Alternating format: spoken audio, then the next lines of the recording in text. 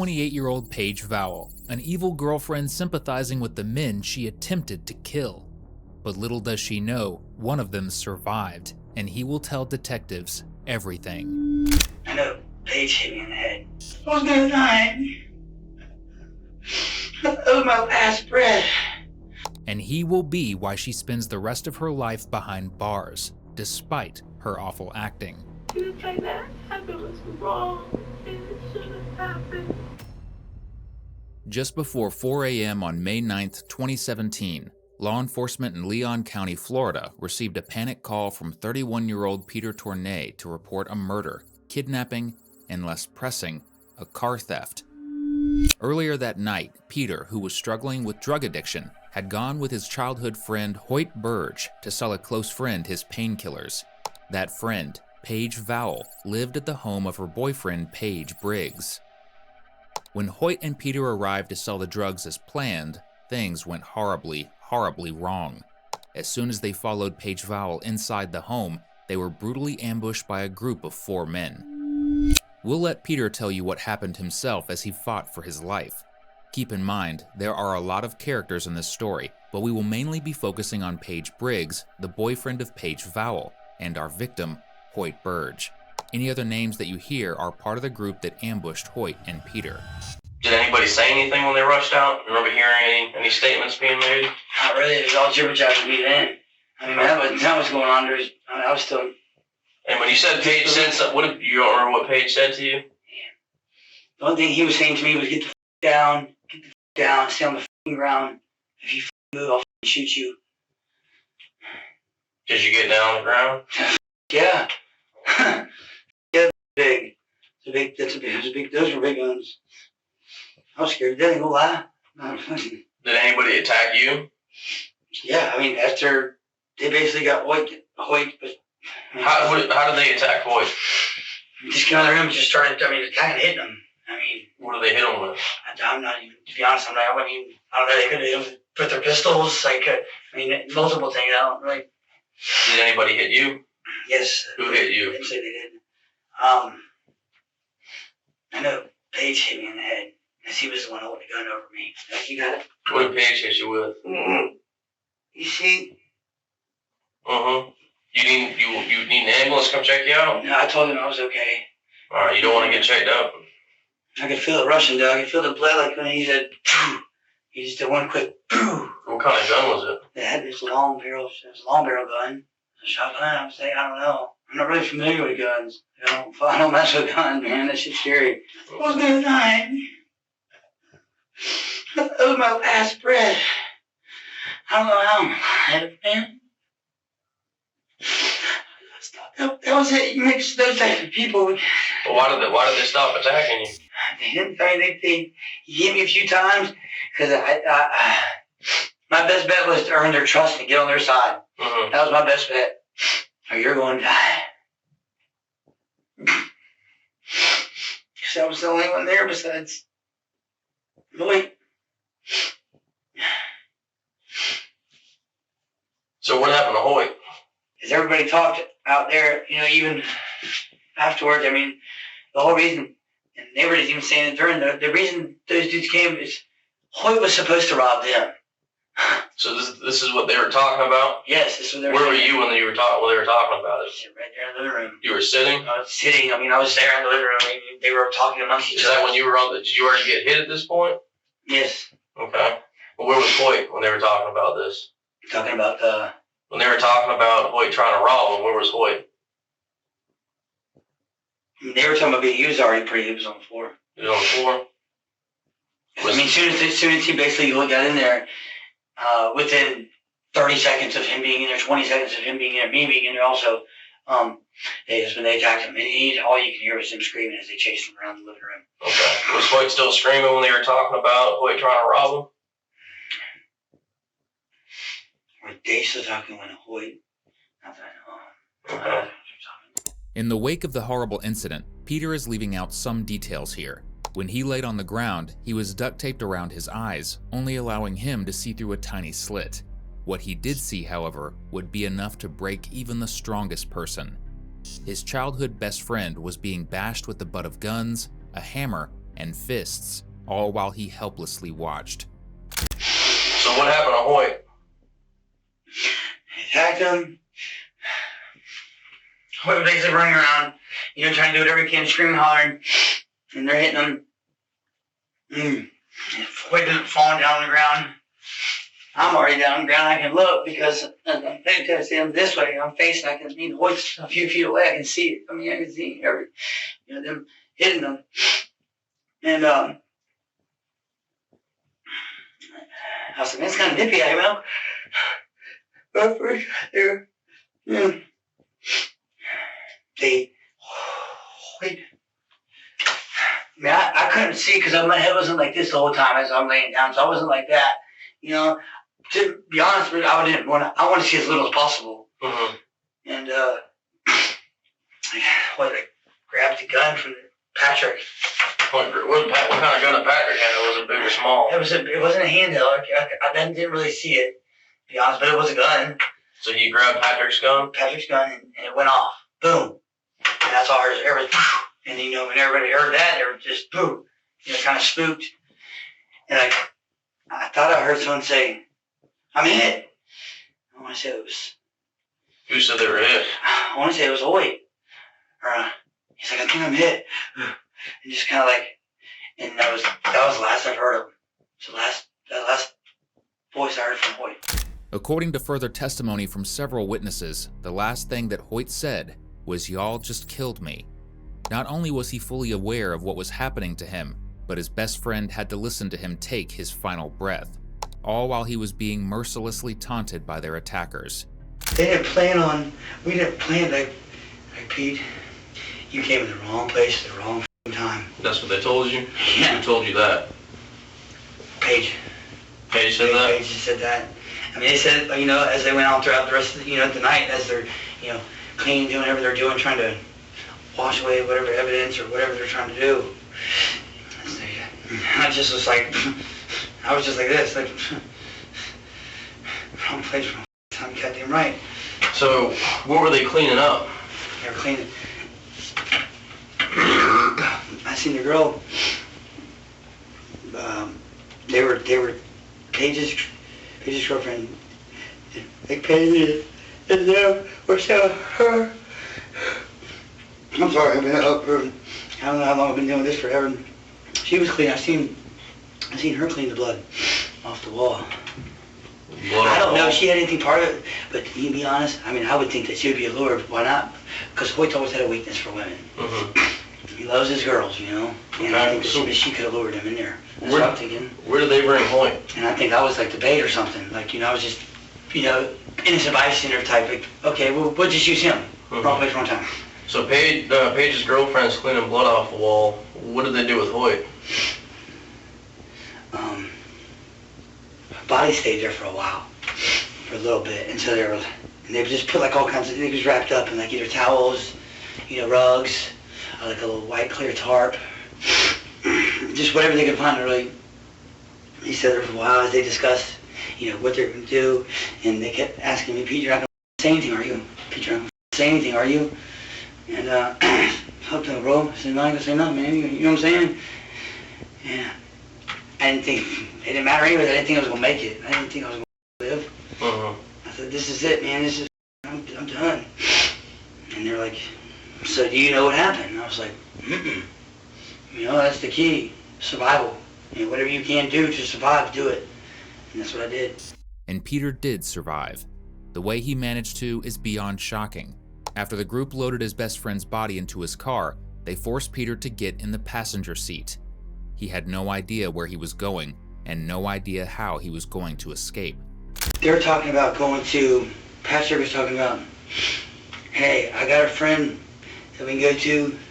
He's got plenty of land, out there in the boonies. And there's a Monticello. And when I keep Monticello, I think my parents' house, because it's not too far. We kind of live on the outskirts, but my parents live by the.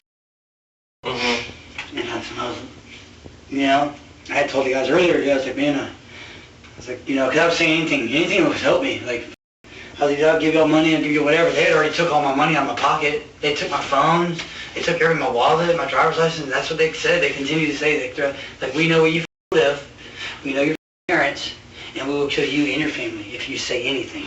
That's exactly what they said. And my mom's my world.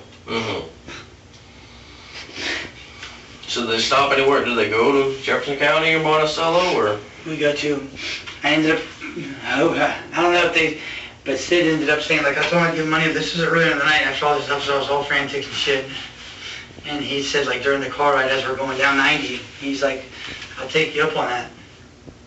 I was like, what? He goes, how much money are you gonna bring me? I said, so I got about $350, $400 in there or something. You know, I'll bring it to you. And he just got, he agreed. And the whole thing in the back of my head, I was like, I was hoping they'd say, I hope they don't say, because they're going to do the body thing. And I was hoping they don't go do that first, because I'm figuring, if they're going out to the woods, they're going to kill me. They're going to kill me. That's what they're going to do. That's what I have them fearing.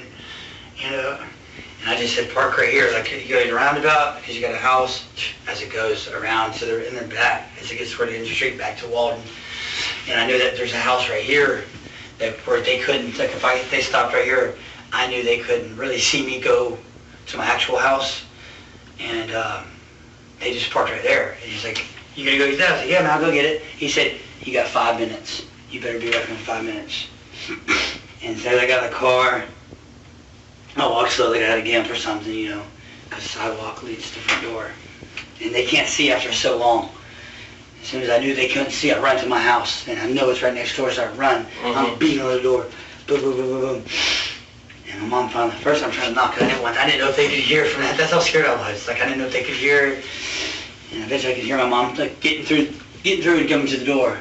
And she's taking forever. She'd open it. I'm just like, she'll tell you. I'm just like, get them, please. Like, I went inside, and immediately, first thing I do, I don't take a piss, I don't take a breath of air. Mom, and I'm trying to think how to say it, what to say, like, this is what happened. And I gave her the whole, I told her everything. And as I'm telling her, she's like, in the process, she's like calling 911. And she's like, yeah, call him. You know, fuck. Yeah, I said, and then she's talking to the officer, I guess, on the phone. I said, man, this shit's serious, man. Those dudes have guns. They just, you know, I mean, what the f***, the dude just died. I mean, obviously they're not fucking off. And that was it. She called, we waited, and she wanted to keep going outside my lawn. I said, Mom, just get the f*** in the house, man. Get the f*** in the house. These people are not playing. The officer went by, I guess by herself, check things out. And she wanted to see to it. This, Mom, let them deal with this. That's their job. That's their job, not yours. I need you.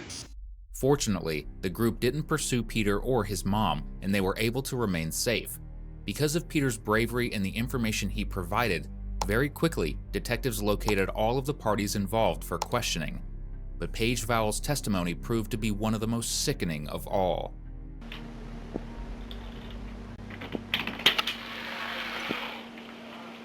Hey Paige, how you doing?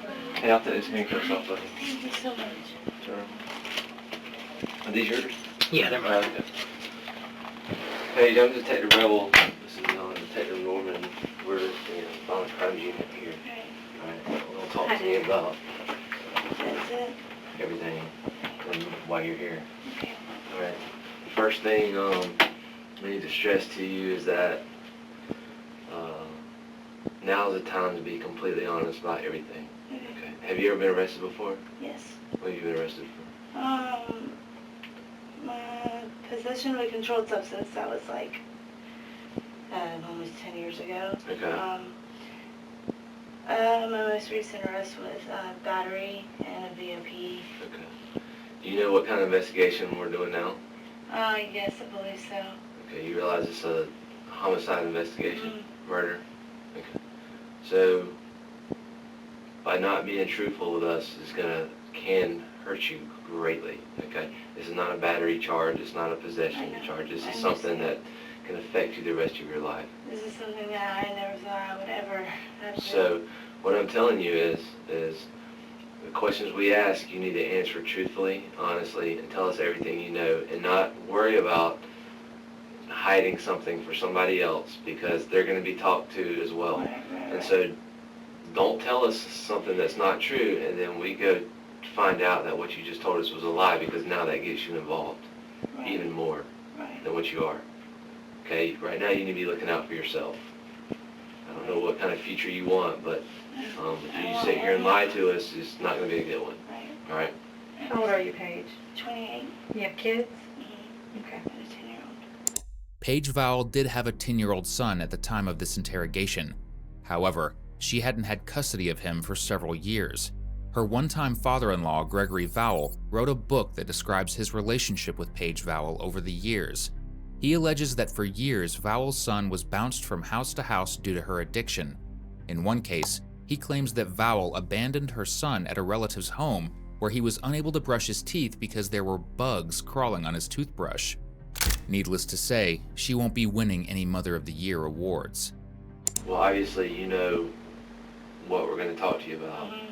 So why don't you let me just let you talk and tell us from the beginning that day, like what went down. See it? Okay. I'm gonna be completely honest. I know from what everyone don't want me to be completely honest, but I will be completely honest because I know for a fact that I know that what I did could be charges against me because of the fact that I was there and I did not call. Even though I wanted to, but I was scared shitless. Scared shitless. Okay? And the guy that passed away was actually a friend of mine. So our murderer was a friend of mine. But see, I don't wanna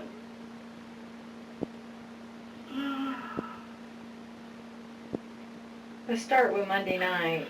Can you remember Monday night? that was the night he came, right? Who came?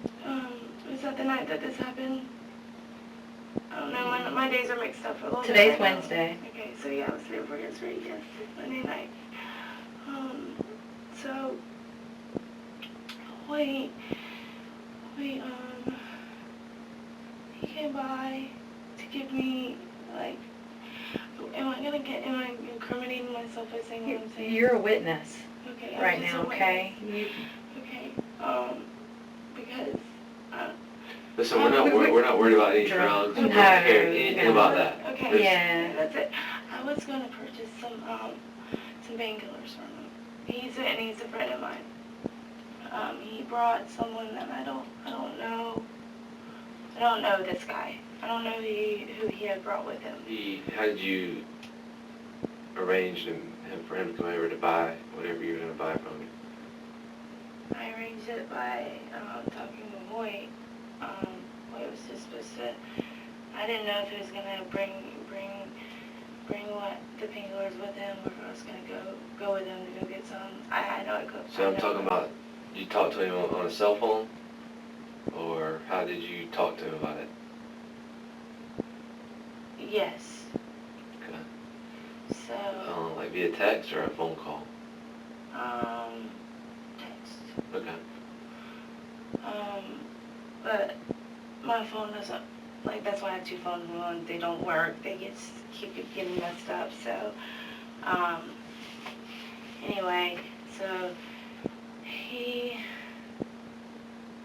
was supposed to be simple, quick, and easy. Wait, I don't know, it's hard for me to talk about him because I was really good friends with him. He's a little bit of a scumbag, like you could say, but like, not a scumbag, but like he was way too flirty all the time, you know, but he was really sweet to me. Really sweet to me.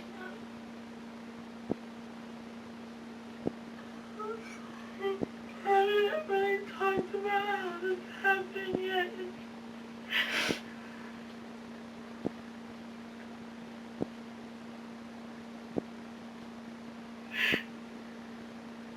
All I know what he wanted to do was come over there because he thought he was going to get some booty from me or something, and that just wants me so sad. He's just so sweet. In that regard, he's not an innocent guy whatsoever, but I don't know, it's hard. Like, so... We're gonna stop Vowell right there. Not only did she just call a man sweet for coming over to get some booty, as she describes it, but the mere idea of it makes her burst into tears and claim she's sad. If you remember what Peter said in his interrogation, He believed that Vowell lured Hoyt over because she knew he was attracted to her. Essentially, she was the key piece that brought him into the trap, and she proves right here that she was well aware of that, despite the tears that she's using to try and convince detectives that it wasn't her intention. Who was all there when he came over? Well, they weren't supposed to, they weren't, a lot of them left, and Paige left, he came back, he wasn't supposed to come, he wasn't supposed to have been back so soon. I thought he was going to be gone longer, because he didn't want me to get these painkillers or whatever. He doesn't like me doing them, and so it was kind of something that I didn't want him to be there for. He, she doesn't like that, I do them sometimes, so, but he came back earlier than I expected, and, so, anyway, I told him and his friends to just, like, kind of, I don't know, just let me do it, I told him because he doesn't like me doing it at all. He found out, and he was a bit upset that I was going to get him, but whatever.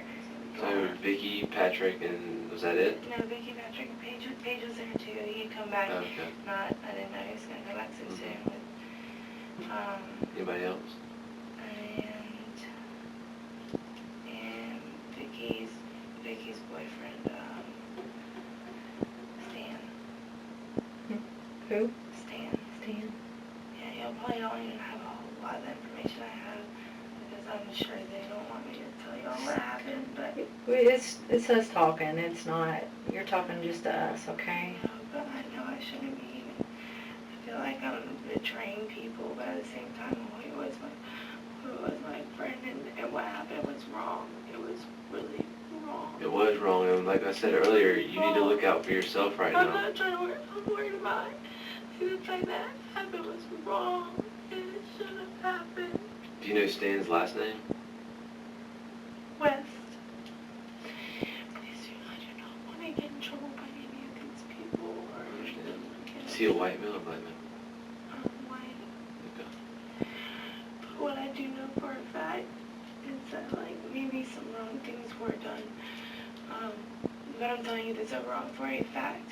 I saw the whole thing happen, and when you see someone hurt someone like that, you can tell their intentions are not good. You can tell people that are just like, calm down, that are just like, okay, like, it felt like we were under the intention we were gonna get robbed from them. It's how it felt like, kind of, because he brought some other guy that we didn't know ahead of time. Like, it was supposed to just be Hoyt. Hoyt was the only one that was supposed to come over. He was the only one that was supposed to come he was supposed to come alone. He never said he was going to bring people. The claims that Paige, Briggs, and Vowell believed they were going to be robbed had some truth to them, but not a lot. There were messages exchanged between Hoyt and another man where the man expressed interest in robbing Paige. Hoyt seemed to be on board with the idea of robbing Paige, after which Paige saw the messages exchanged between the two. However, it wasn't this loose talk of robbery that seems to have triggered a violent response from Paige. It was what Hoyt said about Vowell. In the messages, Hoyt mentioned that he had hooked up with Vowell several times. Upon reading these messages, Paige allegedly became irate and formulated the plan to attack and rob Hoyt. He would get the satisfaction of hurting the man who had an affair with his woman, and she would get free pills to fuel her addiction. How it happened should not have happened. It was kind of supposed to be a low-key thing. Like, I was just kind of supposed to switch out with Hoyt really quick. Like, do a little transaction really quick. That's what my intentions were, was to do a little quick transaction. So, but anyway, I feel like everyone thought that we were gonna get robbed because he brought other people. Was there a conversation about that? About what? About you guys getting robbed between you guys, I guess, whoever, like, did Paige feel that way, or did he thought it was He Stan? felt that way David? whenever he saw other people pulling up and stuff. Like, other people pulled up. There's another car with them and stuff. Like, and then he was trying to bring people in. Like, people were starting to come in and stuff. I don't know, it was weird. It was really weird. It was unexpected, so people started thinking quickly, I guess you would say. But, so Paige all Paige did was, the short little guy, he just took him off to the side, took him down. There were guns in the house, obviously. Paige took the one guy down, and then Hoyt went crazy and was like jumping all around the place, and they were trying to get on. I tried to get them to stop with Hoyt because I saw he was bleeding from his ear and stuff. Like, Paige was just sitting with the one dude, like sitting, laying on the ground, like. Why did all this start then? Because he thought that he was gonna get robbed. I mean, was there like an argument before? Or? No, there was not really an argument. He just thought we were gonna get robbed because of this, because, you know, like, I don't know, the word on the streets, like, you know, people are always talking about how people are gonna get robbed. I don't know. So, and there's not that 100% trust between everyone, you know. Did Hoyt and the other guy come in the front door or a different door? The front door. And they came in the house? No, well, see, he started coming in the house and he came back out of the house asking about these other people. So it was kind of a little bit kind of alarming, I guess you would say. And I feel like, and Hoyt's a very paranoid person. He gets paranoid very easily, too. So Hoyt went in the house and came back out? He started to come in the house. He goes, "Ma'am, why y'all always gotta all sit out there? Why y'all sitting out there? Come on, come on, come on," or whatever. And then, you know, he started making his little slick comments to me, like, "Why I'm wearing them shorts, he's gonna do something, whatever." But that's normal. Hoyt's always like that. Okay? But, and then it was just, they decided to stay in the car, and it was just the two. It was just Hoyt and the other guy. Okay. I'm sorry, keep going.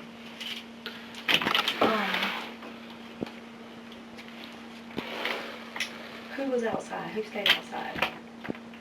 I'm not exactly sure. It's one of the little, I think it started with a P, one of the little guys.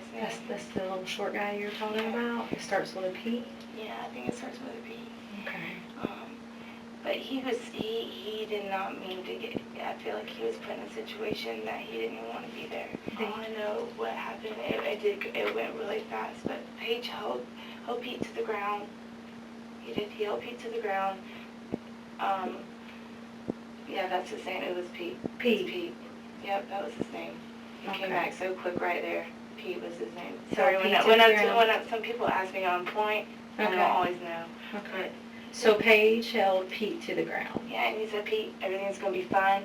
Just keep your hands on your back." Was this in the house? Yeah, he said, yeah, in the house. This was after a long time. I don't know. I'm all over the place about it because this is the first time I'm going back through it. Okay, let's start here. Hoyt came up. Y'all were gonna do an exchange. Yeah, Hoyt came up with Pete. Okay. And then some other people. I think white guys, black guys, girls. There was no girls. There's no girls. Okay. There's no girls. Okay, so he comes up with other people. You don't know who they are. Yeah, but some of them were he was starting to invite, Hoyt trying to invite his friends to come in and stuff, and then they didn't want to, or something, and he said, "Fine, go stand in the car," or whatever. Okay. So, okay, I don't know, it was kind of weird. Yeah, kind of weird is a bit of an understatement here. In her classic fashion, she blames the men for what happened. In reality, the posse that came with Hoyt and Peter wanted to come inside the home, but Vowell specifically told them they weren't allowed. Because if they did come inside, beating and robbing Hoyt would be nearly impossible, and she wouldn't get the pills for free like she was planning. I feel like at first, maybe Pat and them maybe thought that there was going to be a robbery. I felt when they brought all the people there, I could understand why he thought that they were going to try and rob them. But then after they came in, I felt like nothing bad was going to happen, and I felt like it wasn't going to be like what he thought it was going to be. So Paige just was holding Pete down, trying to figure out what was going on, and Hoyt was just going crazy. And Stan, and because I'm being completely honest, I can't believe I'm doing this, but I feel really bad for Hoyt. And it shouldn't have happened like that. If it was, anyway, Hoyt started going crazy. Stan was grabbing him all over the place, and literally, I swear to God, I saw Hoyt's ear like dangling or something, and I tried to get him to stop, but then Hoyt was going crazy. He was like jumping around all over the place, and then the next thing you know, I hear a gunshot. And I didn't think he hit him or anything. I didn't think that Pat hit him, but he did. And then after that maybe I wanted to go. I wanted to go the whole time, and I was so scared.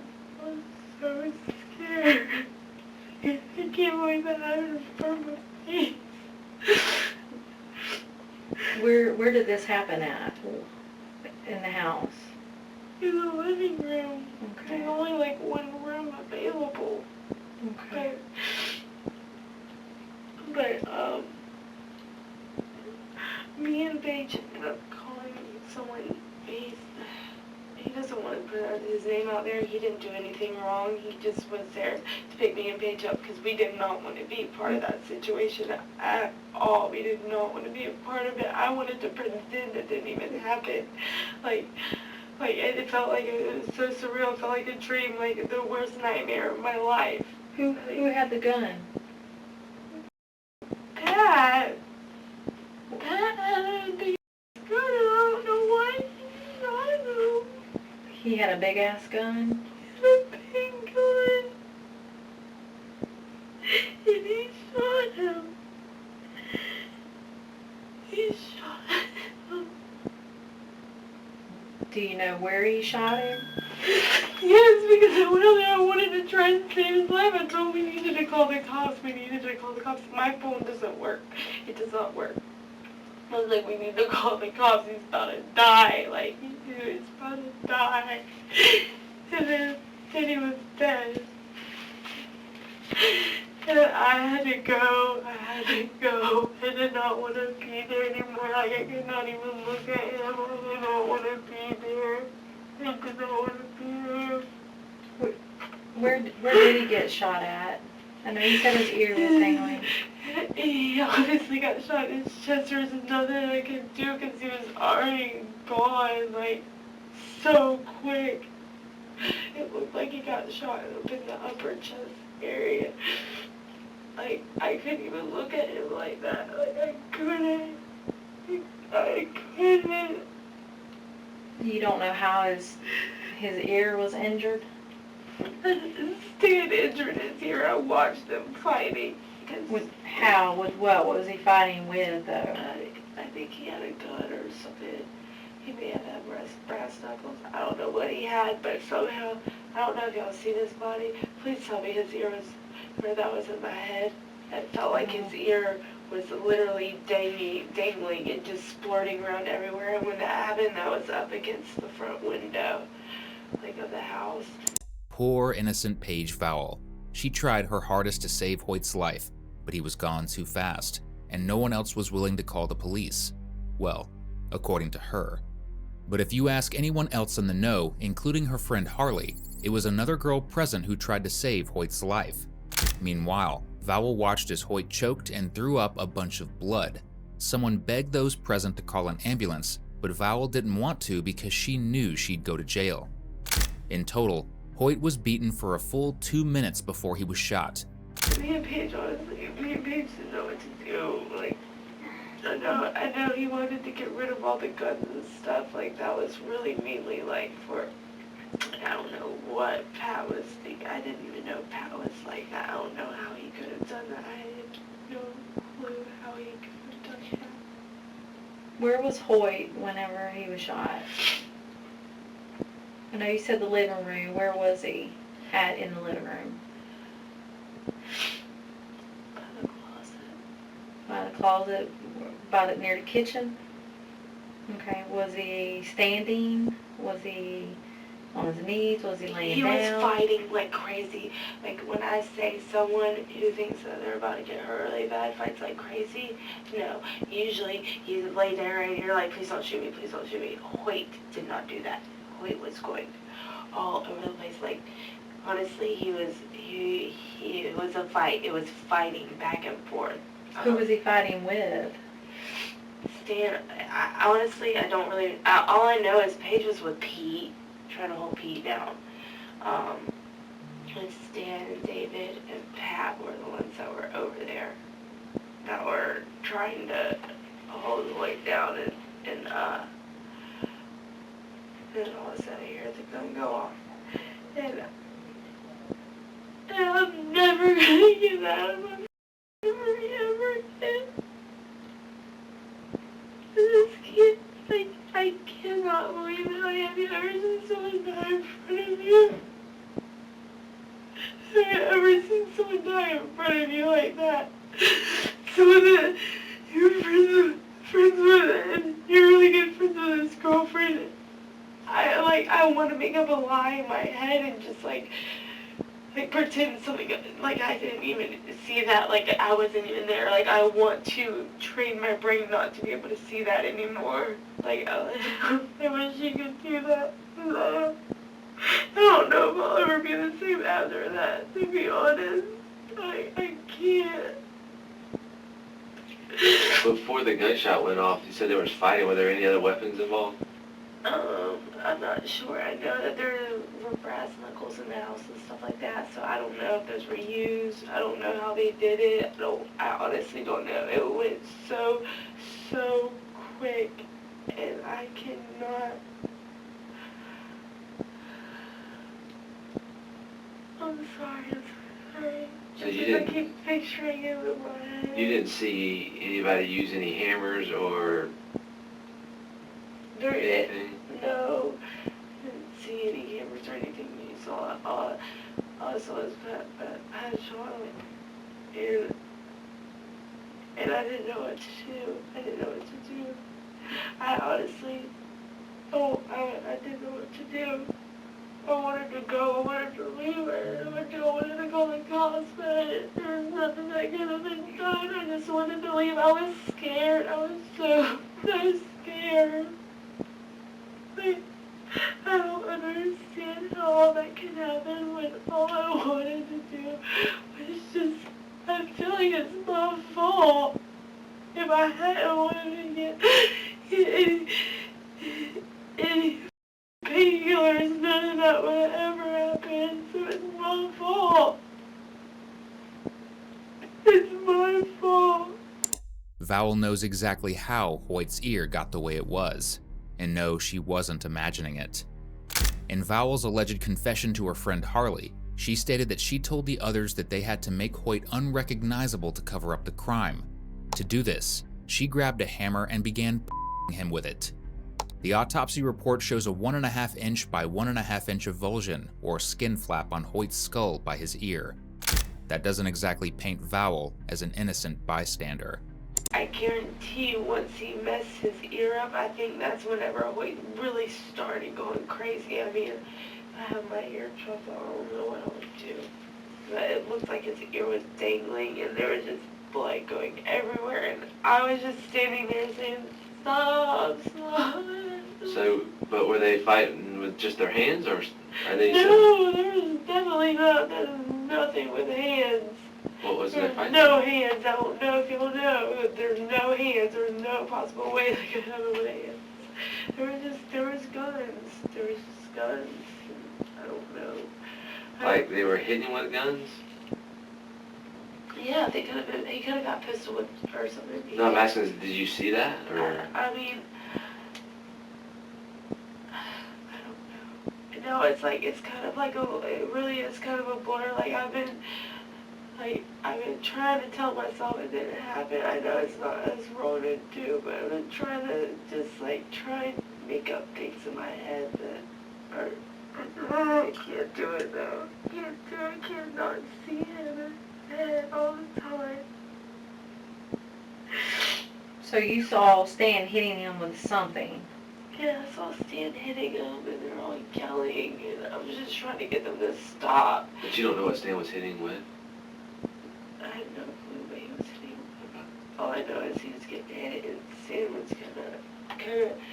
and all I know is in that moment, I could tell each and every single one of those dudes, I could tell who was out there that had no soul at all. them like a book. Like, they do a, like, how can you do that to somebody? What was Patrick hitting him with? And Pat scared me the most. I thought Pat, like, I thought I had a really good judge of character. Like, I could tell he was a good person or not. I don't know. All of a sudden, something clicked with a lot of those people that just I had never seen before in my life. Like, you can tell who someone really is whenever something like that happens, and you see that rage, like that for no reason. Of course, like, why are they getting mad at Hoyt whenever Hoyt's not doing anything wrong but fighting back, you know? Like, So what did Pat hit him with? I don't know if Pat hit him or not. All I know is Pat shot him. When did Pat get the gun? I mean, was he had it the whole time, or? Pat had a damn. Pat always has guns. He's obsessed with guns. His dad does. Owns a gun thing. I don't know. He's always got like really good guns. So there was already guns in the house. Pat's there a lot all the time. He just actually moved into a new place, so he had his guns. Yeah, so Pat had a big gun, right? So a long gun? Yeah, Pat Okay. had When during the altercation did he get that? Did he have it, was he holding it the whole time? Yeah, he already had it. So he had it while he was trying to fight Hoyt? No, I don't know if he had it while he was trying to fight Hoyt, but I know he had already had it in the house because he was in the process of moving. Yeah, so my question is, like, what point did Pat grab the long gun? I have no idea. Okay. There was so much going on. Honestly, I was watching Paige because he's my boyfriend, and so I wanted to make sure everything was okay with him. If you recall, Peter detailed that Vowell's actions didn't end with just watching and making sure that her boyfriend was okay. Vowell helped clean up the scene of the crime and dispose of the body, which is yet another felony that will be added to her record. I don't even know anymore. I don't even know how this happened. But all I wanted was it's my fault. It's really my fault. Because I wanted to get some painkillers. I know this is tough, but we have to It's get just like through it. no one understood. Always like that guy. Yeah, Yes. that's what I've heard. My friend, I mean, I don't know, on my Facebook, he said the sweetest thing on my birthday, not even 2 weeks ago, the sweetest thing. He's always been so sweet to me, and I cannot believe that happened to him. I can't believe he did that, and I had to see it. I should not have had to see anything like that. Excuse me for just a minute, Paige. Your dad owns the truck that you drive, right? Is it your daddy that owns it or your stepdaddy? Yeah, my dad, Okay. What's his name? David Barton. David Barton. Do you have a phone number for your dad? Yeah. What's his number, sweetie? No. I'm just trying to be honest. We appreciate that. He deserves that. His girlfriend deserves that. And that's why you're in here talking to us about it, right? Because it's not right what happened to It's him. not And- right what happened. Absolutely. And that's all. You're not. I just need. I saw people for who they really were at that specific moment. You can tell who's not right in the head. I promise you that. I have never. What's Dad's phone number, sweetheart? I'm sorry. I have never, ever would ever think that I would ever be in a situation like that. Ever in my life. And I literally, when I tell you, you can read someone and how they really are in a situation like that, which I would not want my worst enemy to have to witness or be in a situation like that, because that is, I can't believe that happened.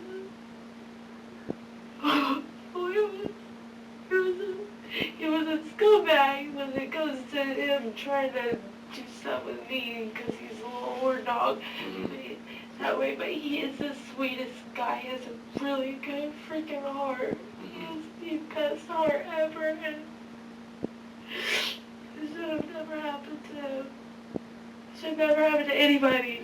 I didn't know what to do. I didn't know what to do. I had to shut someone behind door. Hey, Paige, before we go any further, you're not under arrest. Understand, okay? Right now you are a witness in this, but I do want you to read you your rights just so you understand your right. You're not under arrest, okay? But you need to know your rights, okay? All right. I should speak to a, I want to speak to a lawyer. Should I speak to a lawyer? I don't know how these things work. It's your choice if you want to speak to a lawyer or not. Well, let the detective woman read you these rights, and then we'll kind of just go from there. You have the right to remain silent. Anything you say can and will be used against you in a court of law. You have the right to talk to a lawyer at this time and have a lawyer present with you during questioning. If you cannot afford to hire a lawyer, one will be appointed for you before any questioning if you wish. You can decide at any time to exercise these rights and not answer any questions or make any statements. Do you understand the rights that I read to you? I do. Does that mean that everything I just said does not count anymore because I just never read my rights? But you're not under arrest. Yeah, you're not under arrest or anything. Basically what you're going to do, if you'll just initial here that I read these to you, and you can reread them if you like, and read the statement right here. Honestly, I'm like worn out now. That was really, I have not thought about that night since it happened. I'm trying to pretend it didn't. That's why me and Paige went away to his beach house because we were both freaking out. Read this right here. We had no idea. We had no idea that was like that. With those rights in mind, do you want to continue to talk to us? We just need to get all sides of the story. You mentioned something about a lawyer earlier. Do you want to continue to talk to us? What if I got a lawyer? What would that mean? Well, that's up to you. That was one of your rights that we read to you. We're just simply trying to get every side of the story that we can, so we can really find out what happened. Because obviously we're talking to a bunch of different people. I just told you what happened. Right. Do you want to? And we probably have more questions for you. And our question is, do you want to continue to talk to us? And I don't. And I feel bad because I don't want to. Pat was supposed to be my friend. Yes or no? You want to talk to us about it, or you want an attorney present with you to talk? Yes, I would want an attorney present because I don't want to say the wrong thing. I don't want to say the wrong thing that would. But see, there's nothing wrong to say, but I'm telling the truth. But I don't want to. Is there any way that I could go to jail just by witnessing it? That's what I feel like. I feel like I should have gone, but I think it's my fault. It's my fault because I saw it. And I brought him there. We're going to step out for a second. We'll be right back, okay?